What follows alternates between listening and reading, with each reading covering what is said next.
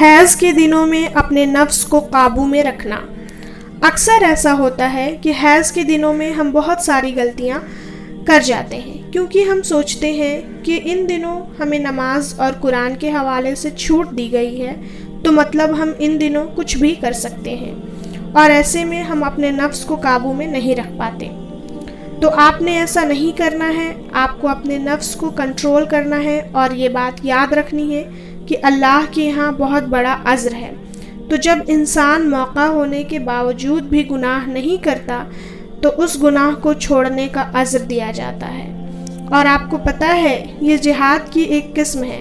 جب انسان اللہ کے خاطر خود سے اور شیطان سے لڑتا ہے تو اصل میں وہ جہاد کر رہا ہوتا ہے، اور جہاد کا اجر اللہ کے ہاں جنت ہے۔